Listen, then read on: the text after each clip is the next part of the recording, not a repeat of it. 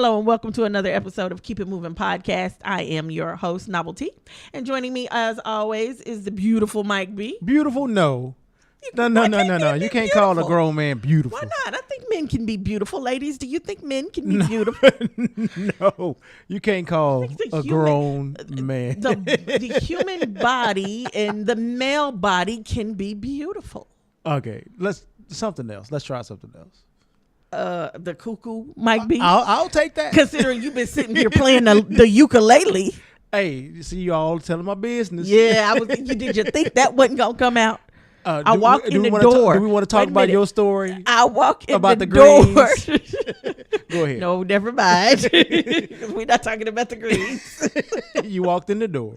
I walked in the door and Mike B pulls out a ukulele and starts to play it.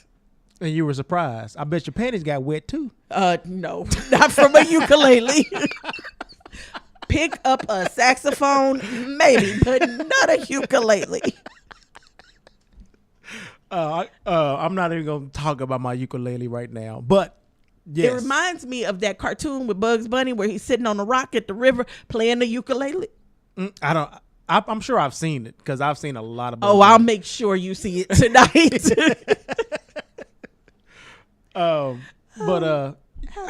Hello, people. It's going good. How are you? I'm good. I'm great. 14 days to graduation. Woohoo! I know you're excited. Oh, and now that you mention it, we know you are graduating. But before we get too far into the show, I would like, on behalf of Keep It Moving Podcast, to congratulate all of the graduates who are graduating this year. High school and college. High school and college. You know, we're seeing a lot of posts on Facebook. Prom season just ended. Now it's time for people to graduate. And it's a beautiful thing to see. Why did I see... I'm sorry, but I'm going to interrupt you. Why did I see a guy and his prom date leave the Andy's ice cream shop all dressed for prom? That's not a prom date location? Andy's is an outside. Maybe she likes ice cream shop. If she likes ice cream, then hey. And maybe it was one of those, maybe they are religious, so they go to. She's dressed in formal wear. So she's coming from the prom. Prom, she's probably going to the prom. But she's dressed in formal wear to eat ice cream outside. Nothing wrong with that. She's trying to show off. Look, you know the things you all do, you women do to show off. You probably get dressed up, put on makeup. Well, not you per se. Put on makeup but either. There are women who get dressed, put on makeup just to go to the mailbox. So I can understand. I ain't doing all that. He got a prom dress. This is a once in a lifetime deal for some people. So you spent all this money for this dress, you gonna show it off. I guarantee you, she went to the gas station. She probably went to the grocery store. She went to the chicken spot. They rolled by the liquor store because hopefully they ain't old enough to buy no alcohol. Hopefully, but then eventually they made it to the prom. And so now the dress was like worn in. She was more comfortable with it. Her high heels that she's not used to wearing, she can actually walk in them now. She's good. And she spent all this money. You can't just wear it one time. You can't. Well, can you wear a prom dress at church? If y'all could see my expression right now. Would you wear a prom dress at church? Heck no. Why not?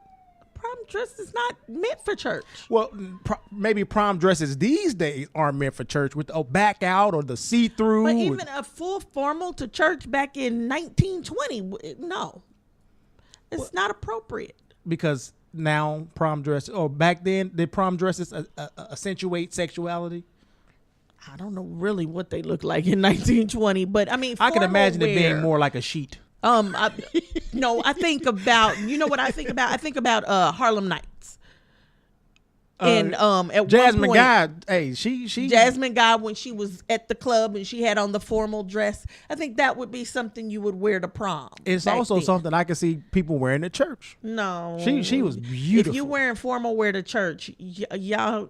Hey, that means you have the wardrobe. Utmost respect for your Jesus.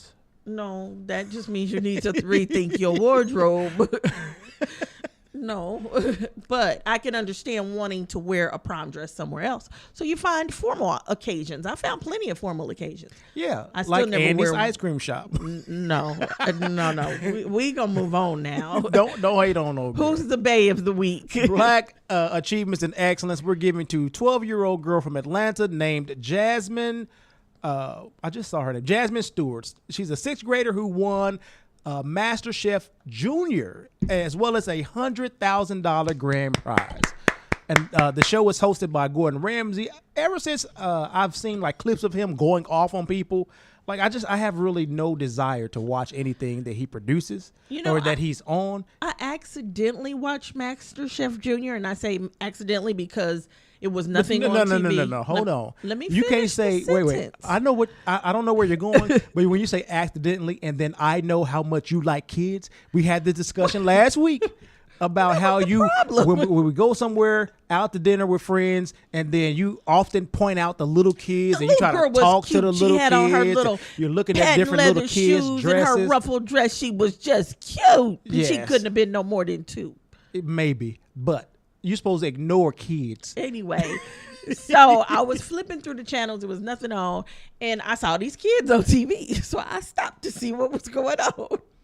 And it was Master Chef Junior. And I have to admit, he was nicer to them. He was nice to the kids.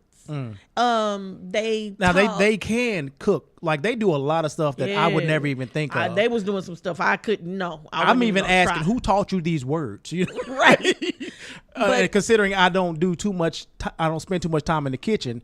I don't know half of what the hell they're talking about. I couldn't have made what they were making. I'm always impressed. And but he was, trying to be encouraging. The entire show taught camaraderie between the contestants versus like teams. Or whatever? Not necessarily teams, but you lose, you still cheer the rest of them on. You cheer on you cheer on the person who won, and then those who won to taught them how to be good winners as well. So taught them, so you'd see the little kid, okay, I won this. Oh, thank you. And they're hugging each other and proud of each other. Whereas, these so it ain't no nanny boo boo type right, stuff. It ain't none of that mess going on. Well, that's good. So, it was very interesting. He wasn't as soft as I think he needed to be with kids. He wasn't bad, but I still think he could have been a little nicer to the kids. But they had a woman on the show as well, and she picked up where he left off. So okay, as far as so maybe he just doesn't know how to be. You're right. It's how to be as tender. He may know how, but that's just I don't think that's his character, especially on television. He may be that way in real life. Knows how to talk to kids, but he's such a hard ass, especially with the grown folk. And talk so much crap. People have started to tweet him photos of food that they've made and ask him to critique it. And he goes in on these people. And he's like, wow. This looks like a shit sandwich. You need to throw this in the trash. He goes in on people. And I'm sure people are doing it so that he can come at them. And it's like a lot of fun. But on the show, when I'm actually doing my best and trying to make something and then you talk shit to me, I don't like to cook anyway. Well, that's why you wouldn't be on the show. Well, yeah, true. Hey, don't you probably didn't think you would see me with a ukulele, so don't doubt my gangster. But I'm still looking for you to do more than bologna sandwiches and cereal. I do more. I cook spaghetti, chicken every now and then, fish, and what that's with that shrimp. It's still in the freezer, but it's on my mind. I need you to get it off your mind and onto the stove. But anyway, another quick shout out to Jasmine, for winning MasterChef Junior. $100,000 for a 12-year-old is a lot of money. That's a lot of baby dolls. Because I feel like even in today's time, $20 for a 12-year-old is hopefully they put it up for college. Oh, they better. She don't need it. They better. She's going to culinary school, I'm sure. Yeah, hopefully they put it up for her future. Right on. Let her get a few little toys and put the rest up for her future. But anyway, not my kid. So I bet you probably want that to be your kid. I don't even know. I can see, if I heard on the news that you had kidnapped a child, really? I would believe it. That's just how much you adore kids when we're out. I love children. I really do. I love children. I love seeing them with their parents. I love watching them walk into the night and go home with them. Walk into the night. I love watching. I love playing with them, I love to watch them go. Right on. So no. I hear you say that, but part of me just does not believe that. Ask my mama. Right anyway, on. So this is the news this week. Let me just give you the headlines. A man purposely runs down people in Times Square. And the officer who shot Terrence Crutcher I believe his name was Officer Shelby. Yeah. While his hands was up, y'all remember that in Tulsa? They found her not guilty. Republicans are caught on tape in 2016 making so-called jokes about Trump being in bed with the Russians. That was before the election. Right. That was before the campaigning. Trump complains that he is being mistreated by the media, and no other president in history has been treated like him. Trump's leaking information to the Russians. Comey got a memo going. Mueller is the special prosecutor. Mueller. The world has just went rampant. Just crazy. Well, no crazier than it was last week. Right. It's only been a week. It's been so much that happened this week. Like, for some reason, I was looking forward to waking up just to see what else has happened and who it's going to affect. And the fact that we got the 45 up here complaining that he's being treated unfairly, and like this is a witch hunt, especially when he found out that there was going to be a special Mueller was appointed to a special counsel or whatever. Like I thought back to this whole Hillary and the emails and how if I'm elected, then I'm going to appoint a special prosecutor for some emails that amounted to nothing. Her up. That was, and then all of a sudden you want this to be like a fair investigation. You know it's not being fair. And you had the nerve to fire the director of the FBI. Well, how did you think that would look? The optics of that is horrible. And then to go the next day and have this meeting, closed door meeting with Russian ambassadors or whoever, and don't invite the U.S. media, but Russian media could be there, and then you tell them confidential information.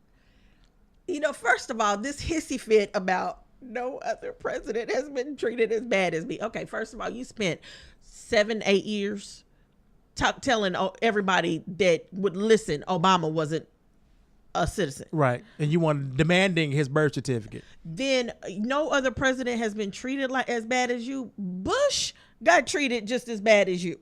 Comedians stayed on George W.'s butt. And as well as the media, because George W. would always get out there and blunder.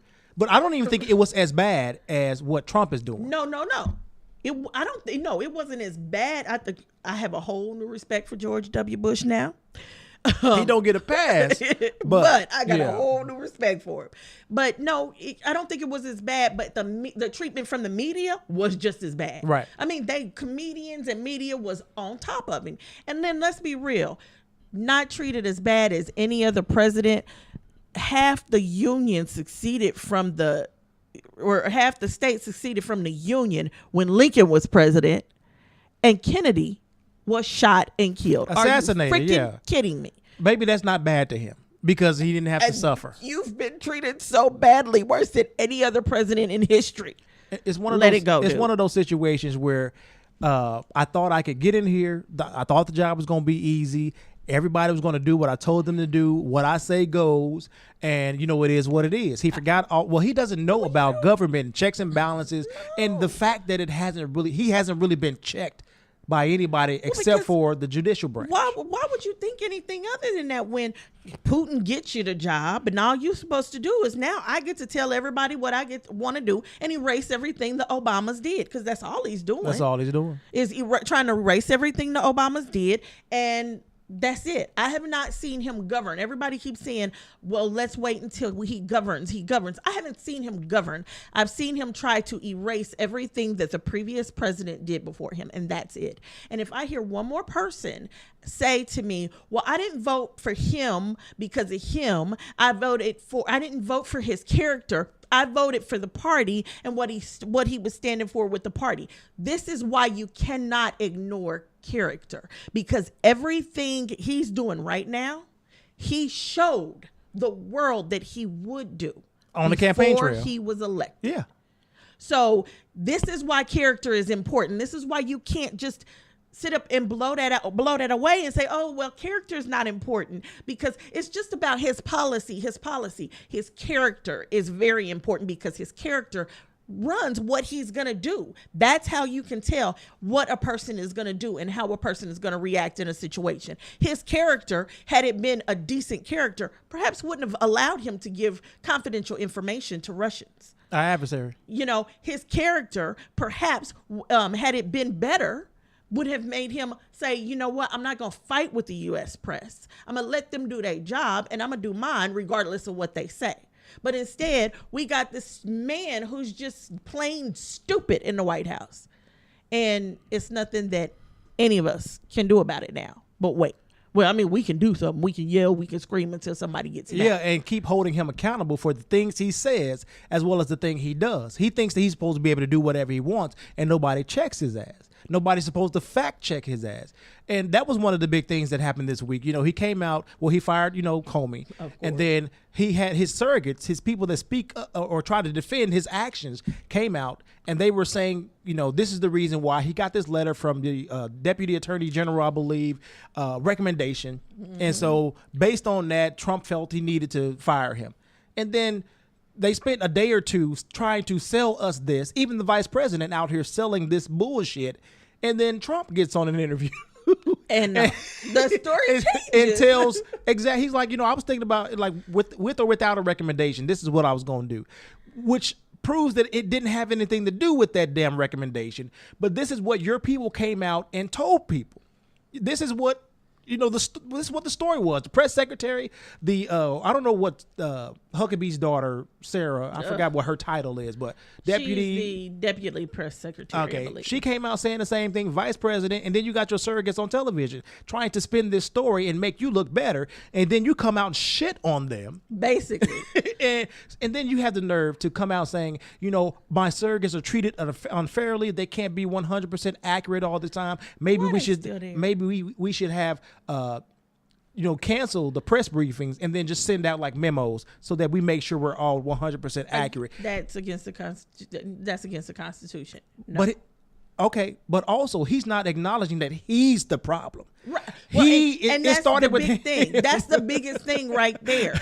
You have got to, if you're in that position, you got a lot of stuff coming at you at one time. You got to start listening to the people who knows what they're doing. It's nobody who. But you have to surround yourself with people who know what they're doing too. But wait a minute. It's no president that has ever walked into the presidency and known every aspect of the presidency. No, that's true. Yeah. Okay. Yeah. That's why you have your chief of staff. That's why you have the director of the FBI and the director of Homeland Security and the director these intelligence agencies. All these different people. So then and usually you they sit are down seasoned, with a tape, right? And they know what the hell's going on. They've been doing the job for years. They've built their whole careers on this type of work. And then you sit down at the table with these people and you get their point of view, and then you make a decision.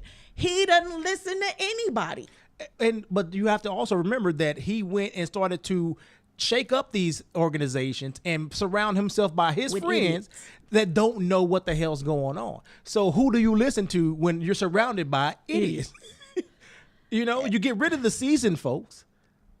And so all you have is yourself. Maybe that's what he wanted. He wanted to be the one to give himself That's just it. He wants to be.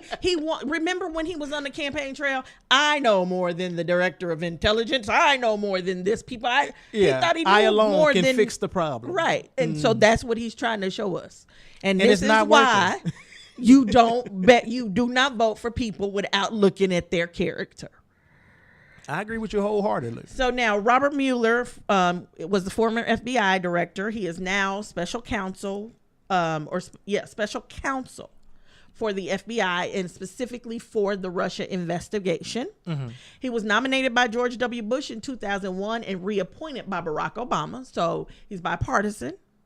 From what I've heard, his credentials are, he's highly respected. I've been hearing the same thing. Both parties are very happy with the choice. And he has the ability to prosecute, as well as the ability to go after anybody for treason, for the words I'm forgetting, but I'll just give you scenarios. Like treason, obstruction of justice, which is the big thing as far as Trump is concerned. Right. Anybody who's involved in any capacity, he has the ability to do this. And subpoena everybody too. Oh, yeah. Which is what many of the American people are counting on. Well, now the one thing that I don't like, but I understand, is he said as he investigates, he will not be telling the American people what's going on because that compromises the investigation. I mean, I can understand And that. I can understand that.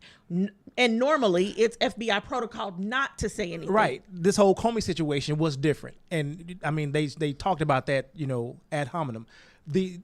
As long as he's also not updating the White House as to what he's doing, because Trump is known to try and intimidate and try to, like he tried to tweet Sally Yates the day she was supposed to testify. Right. He tweeted, I mean, those things are obstruction of justice. He needs to be arrested or at least given a smack on the hand. They need to say something to him about that. Who is they? We don't have no they right now. That's the problem. Because I know you're not expecting Congress to do it, because the Democrats in Congress are speaking out. It's Republicans who are remaining silent, but some of them are starting to see the light of day, and they're starting to see some off the wall attorney who don't have nothing else to do. One of those who's chasing after bus and driving accidents, ambulance, those ambulance chasers. Why don't you go to the court and present a case to the court for obstruction of justice for Trump? And see if you can get it submitted, because that's the only way.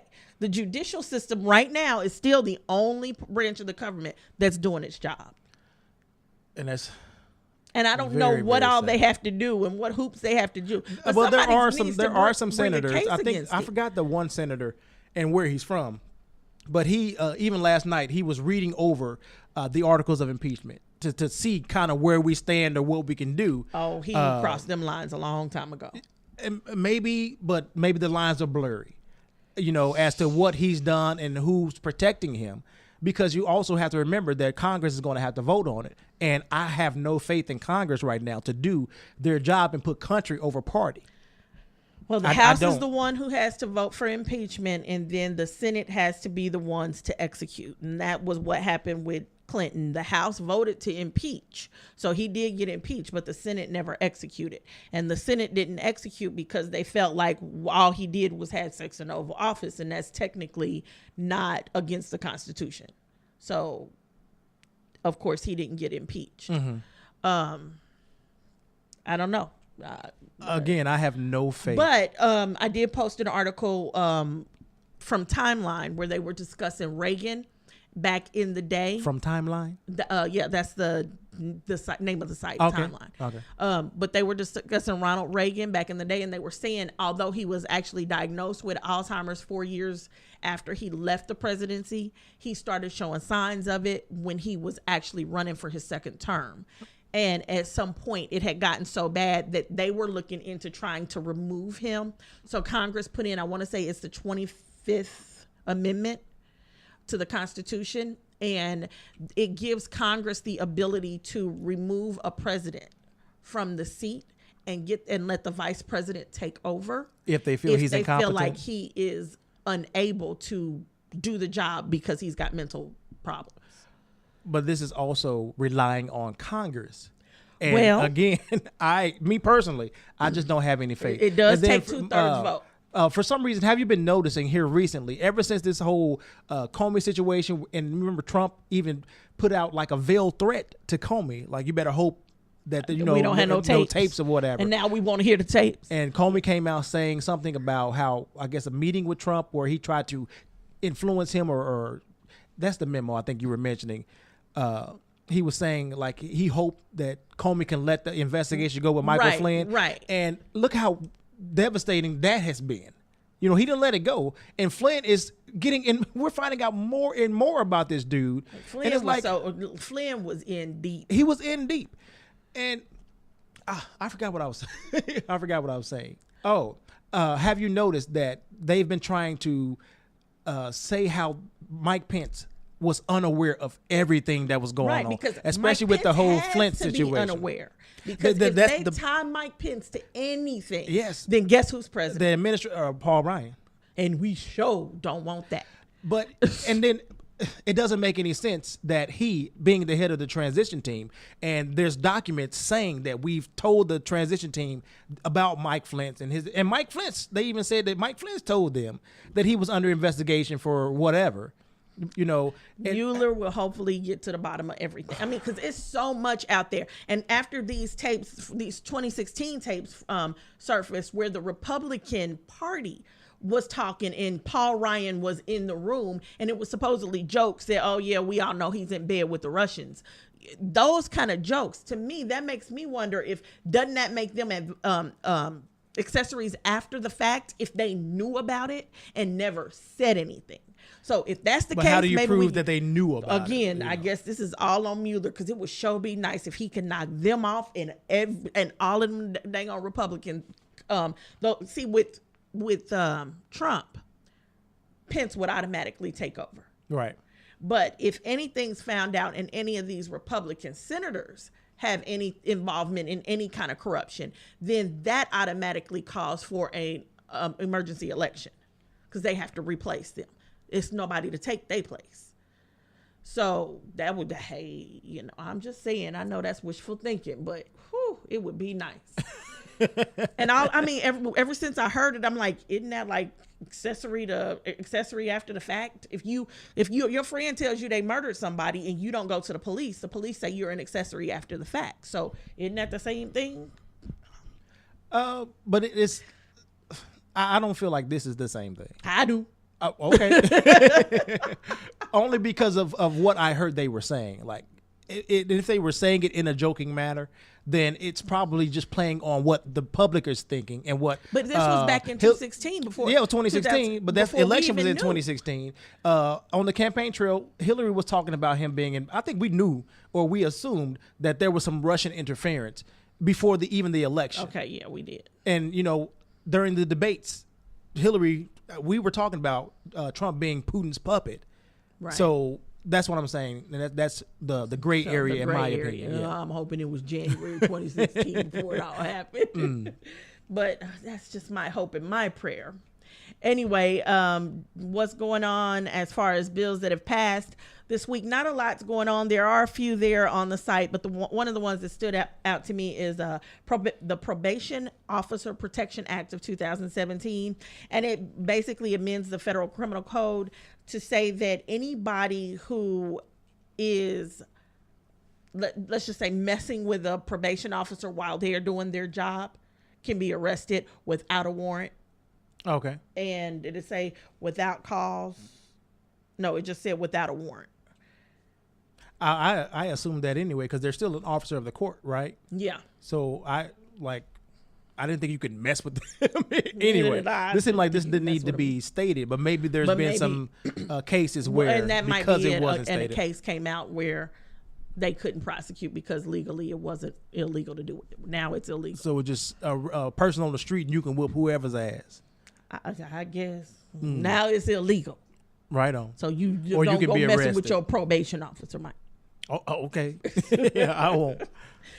Okay, so the biggest thing that's been happening over the last few weeks is it has come to light that this 8-year-old Gabriel Tay committed suicide because he was being bullied. Mm-hmm. And this struck me because I have a 7-year-old nephew, and I can't even fathom him thinking about committing suicide.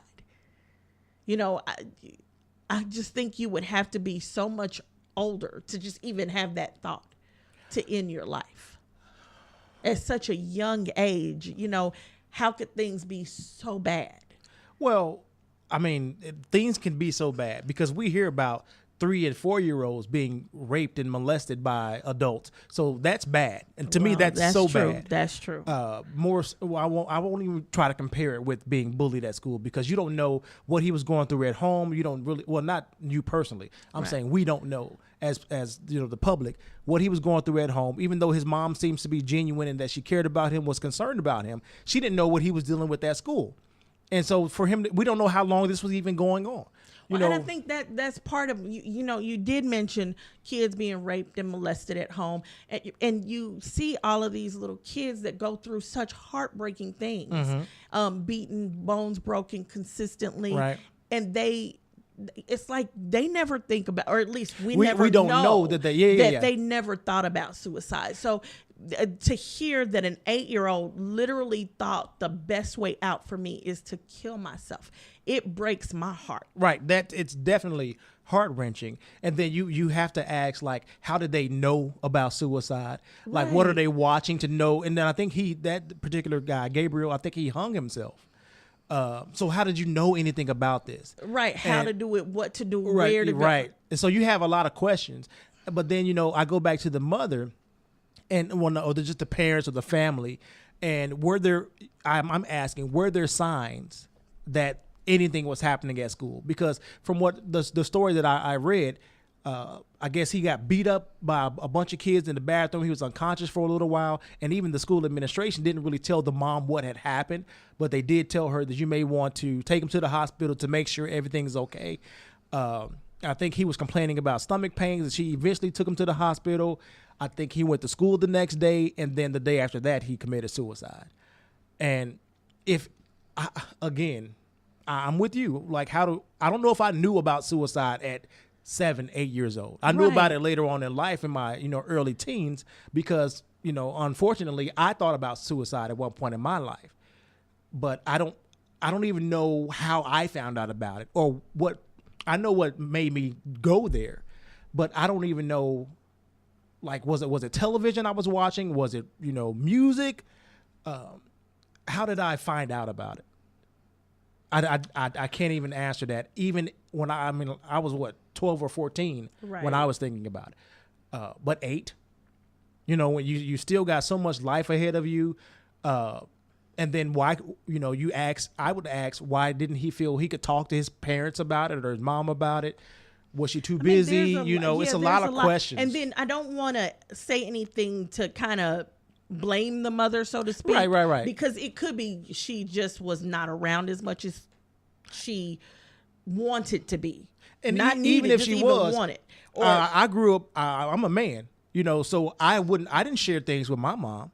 Growing up, I didn't share things. I talked to my friends, but I didn't talk to my mom about things that were going on with me. So now I don't know if it's a kid thing. I don't know if it's a male thing, because I don't even know when I learned to kind of keep things to myself. Maybe my older cousins, taught me that. I don't know why when I became secretive.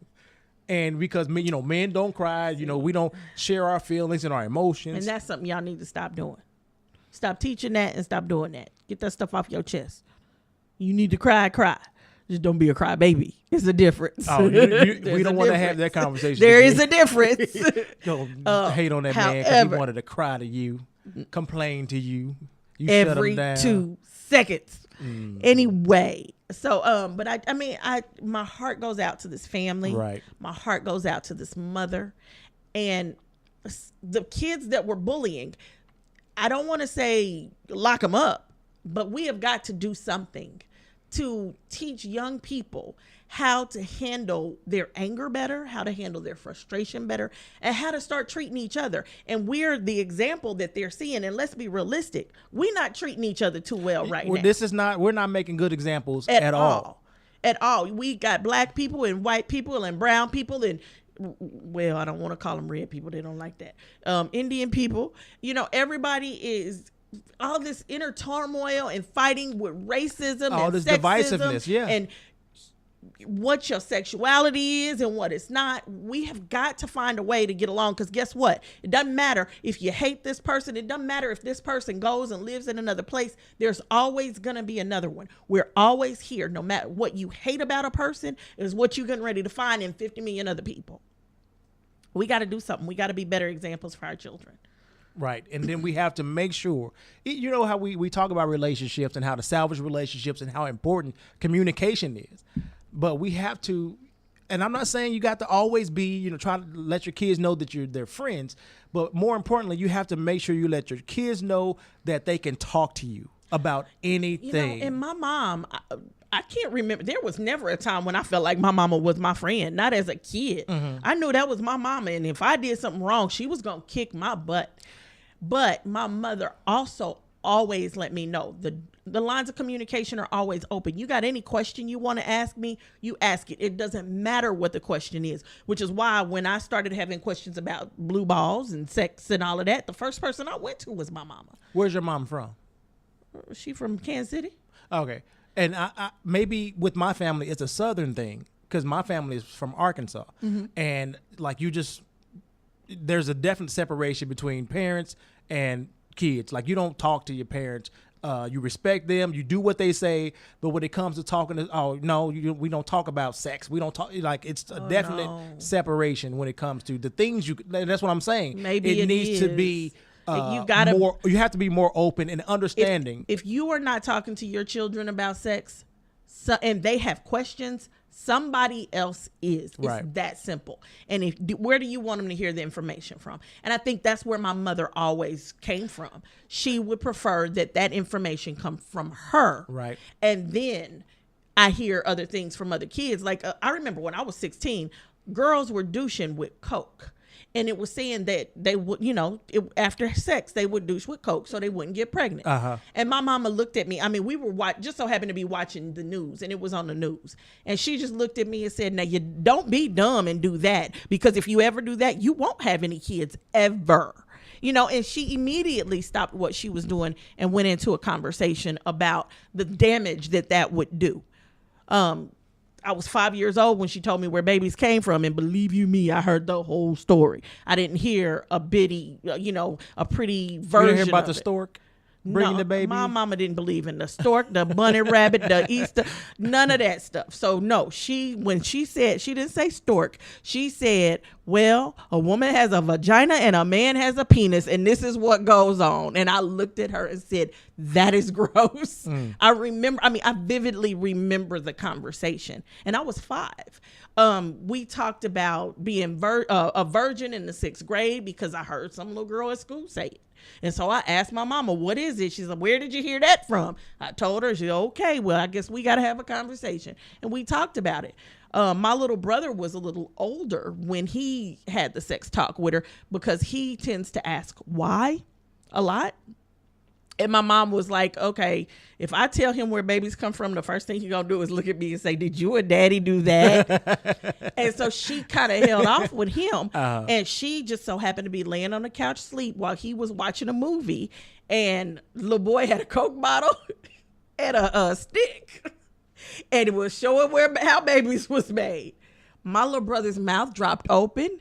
He turned around, and my mama, her back was to the couch, but she said, I heard it. My eyes popped open. And she said, my little brother immediately turned and looked at her and said, Mama, is that true? And so she had to tell him, what happens. And his first question, just like she thought, you and daddy did that? She said, well, yeah, we did. That's how you hear. She said, we did at least 3 times. So, she had to have those conversations, even though sometimes they are uncomfortable. Right. And sometimes you don't know what to say and how to answer questions. And you can go get as many books as you want and look up as much as you want online. But when that kid throws you for a loop, you just kind of got to go with the flow. And if you don't, somebody else will. So that's on you.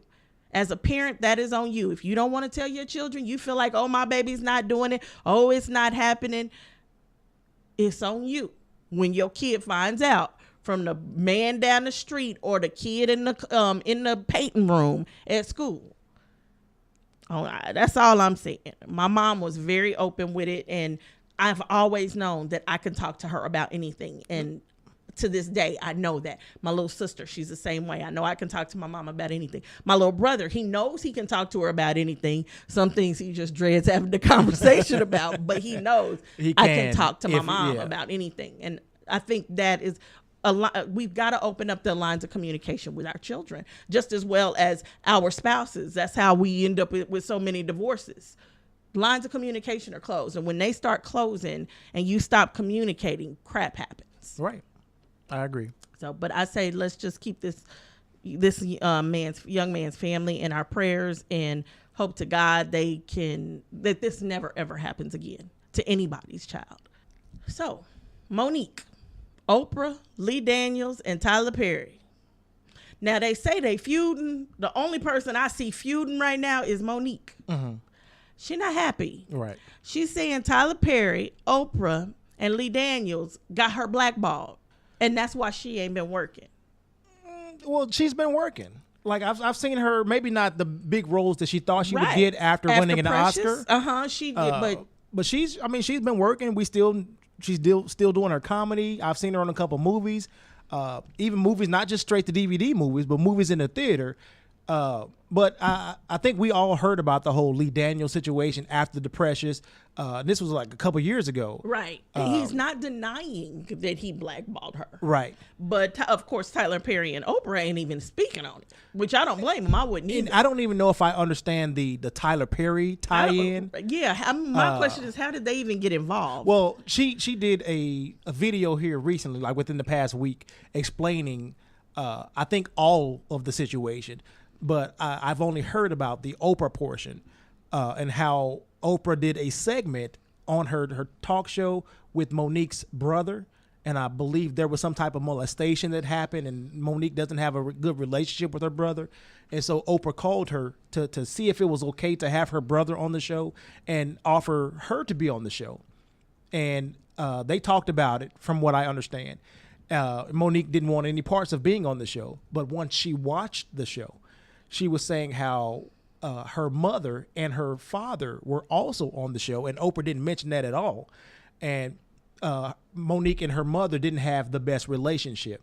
And so she felt some type of way about that, trying to understand why Oprah wouldn't mention that her parents would be on the show as well, because maybe she would have done things a little bit differently, or fought more for Oprah to shut the show down and do something else. And she confronted Oprah about it, or they talked about it after the show, and Oprah was saying how she didn't know. Then this is all what I'm understanding came from Monique's. She did a Periscope video within the past couple of days. This is my understanding. She talked to Oprah on the phone, and Oprah, she was like, you're wrong for what you did, and Oprah was acting as if she didn't know that Monique's parents were going to be on the show. And she was going to figure out like what happened, the breakdown in communication. And she said she didn't hear from Oprah after that.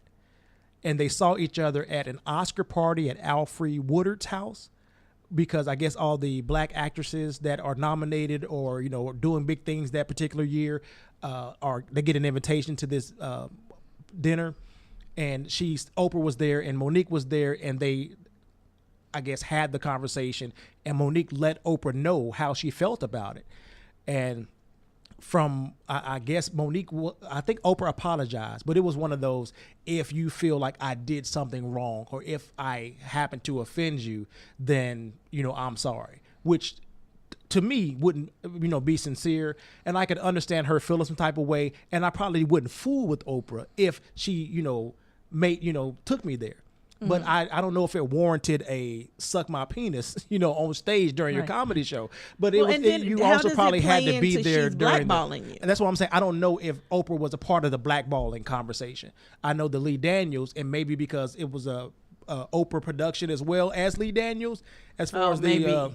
That's what I'm saying. I don't, and maybe I should have watched, but this is what several different sources are saying about her Periscope video. So this is the consensus that I'm deriving from it. But again, I don't understand the Tyler Perry situation. All I know is you can be blackballed, and it will end a career. I don't know what's going on. All I know is she's yelling and screaming, "Suck my penis," and I'm like, wait a minute, you don't have one? What did I just I think miss? she said, if I had one. Well, and I had to go back and rewatch. I'm like, what did I just miss here? So it just, I think it's crazy that it's not that many of us in this industry. Blackballing each other is not the best thing to do. Even if you are in your feelings, it's like, what? I just won't, work with this person again, but I'm not going to stop your money. I'm not going to stop your shine. Don't stop, not even stop their money, stop their shine, but don't stop black people from rising up in that industry, So I hate to hear this. I hate to see that this is happening, especially to this degree. But I sure don't know what's going on. I mean, maybe Monique has a valid argument. And to her, even if we don't understand her heart and where she's coming from, she does. Right. And she's passionate about it, because this is the story that she's been telling this same story for some time now. So this is what she believes, and this is how she feels. So I can't really knock her for feeling this way. She may have gone about it the wrong way, or maybe in her mind it was the right way because she had something to say, Well, and instead of holding it in, let me say it. And she's a comedian, Yes. so I expect that to Right, and we stuff know like that she's to come out vulgar. on She's stage. a vulgar comedian. She's a vulgar I like comedian. her. I like so her I mean, comedy. it probably made for great jokes. And in the context of the whole of the- show, of it may the whole have show, it may have right. made sense. Musicians do it all the time. It's just the way they get this, that stuff out. So that's cool. I'm fine with that. But it's just crazy to me that it's really getting this big. And I hope that they really didn't blackball her. And if they did, I hope that they would immediately stop. Especially coming from I don't know three if of the you can biggest stop people in the after industry. her telling you to suck her pig. I'm just saying. I don't know if that's an apology. I don't even know if you can apologize for saying that. But it is what it is. They understand. It sounds like they know Monique, so they know her comedy. They know her. They know her heart. I hope to find that at the end of this, something good comes out of it. Right. Put it that way. Instead of her being blackballed and pushed to the Right, because side I love even to more. see her back on screen because she's funny as I get out. Right. I've enjoyed, I think, everything that I've seen her She's in. hilarious. And I love her comedy. So, you like beef? I feel like you need to, when you ask a man if they like beef, You like got hamburger beef? to, do you like beef hamburgers, beef I liked beef meatloaf, tacos, yes. beef tacos. Yeah. I don't do too you much like eat to eat hamburgers. beef? Okay, so that's right. You don't eat steaks, and I don't- you're a weird man. Okay. But anyway, so Maybe beef. I'll try a steak. I'll put that on my God, get you a nice juicy T-bone or a prime rib. Oh my God, I love steaks. I don't eat beef. You look like your steak would be so tough. No. I'm just saying. Not at all. Not at all. You got tough steak fingernails right now. So Anyway, I don't cook with my fingernails, but I don't eat meat. I don't eat red meat that often. I'm good with a turkey burger. I put turkey in my ground turkey in my tacos, my spaghetti, whatever. I cook mostly with turkey. Right. So I rarely have beef unless it's a steak. I gotta have steak. They ain't got turkey steaks. But now, no, they got turkey cutlets. They more like pork chops, Oh, okay. but just a drier form of pork chop. They're just a little different. Okay. But anyway, so China produces beef. I didn't know this. And I mean, please don't call me insensitive to any Chinese listeners. I just didn't know China produced beef. I've heard of things. When I hear Chinese food, I hear chicken. I hear They got beef lo mein. shrimp. Oh, see? Beef lo mein, yeah. Yeah, I didn't realize Or beef beef and was- broccoli. Oh, see, I didn't realize there was that much beef in Chinese food, honestly. Okay. But now, so, Trump is saying, make America great again. We're going to bring jobs back. We're going to stop sending stuff overseas. But he just made a deal for us to import beef from China. I don't know if I would trust beef coming from that distance. And I don't know. I'm sure it'll be packaged and refrigerated, 'cause I don't think right? I would want But beef from France or beef from Australia either. That's a long It's a long drive. distance. That's a long journey. And then- especially when we got cows in the backyards around here. especially when you got the guy in office who's trying to get rid of or dismantle the EPA and all these. Oh my God! And the FDA. Can you imagine the FDA cannot stamp off appropriately on the beef coming from out of another the country? Yeah. I don't think beef comes from Maybe any other country. It's a ploy probably to get us to stop eating beef. Maybe. Well, it's sure. Because that would that's work. That's gonna be what that keeps would me work from for eating me. a steak. That would work. If I'm trying to make me some spaghetti and I see made in China beef, no, I'm gonna have to pass. Never, ever, They're gonna ever. have to package it in somebody else's wrapper for me not to know. It won't make me stop eating beef. You know what? You go right ahead. You do that. There are farmers here. They might be. I think they're like an hour and a half away, but you can get a whole side of beef. They chop it up for you, and a side of beef is a lot of meat. You can get a whole side and they'll chop it up and wrap it in everything for you. You just drive down there and get it, bring it home and stick it in your freezer. You got enough beef to last you all year long. That's what I'm going to end up doing. I guarantee you, I will not eat China beef. You probably will. No, I will not. I will stop going to It's any gonna be McDonald's. the cheapest, juiciest steak out there. It's going to be the cheapest. steak out there. It's going to be the cheapest. It's going to be in every fast food restaurant. I will not eat fast food. I'll be done. What color you think it's gonna be? I hope red. I hope. I'm gonna go out on a limb and say I'm gonna pass on this beef. We are in 100% agreement right there. So I have to ask you, listeners, would you eat beef from China? And not just China. Would you eat beef from Another Mexico? country, yeah. Would you eat it from any place other than some farm in the United States? And if anybody knows that our beef doesn't come from the United States, please let us know. Please let us know. Because I'm ready to stop already. I mean, just say the word. I'm ready to go down to that farm and get anybody want to go in with me. We go down to that farm. We get our beef.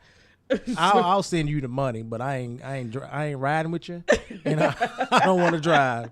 Hey, that's okay. I might go down there and pick it up. Just give me the money. Right on. Anyway, that's our show for this week. Enjoy your upcoming holiday. We're going to be off next week, so we're already back to our break. And then the following week, I graduate, so we might be a couple of weeks before you hear from us again. So enjoy your holiday. Have a good one, and thanks for listening. Peace.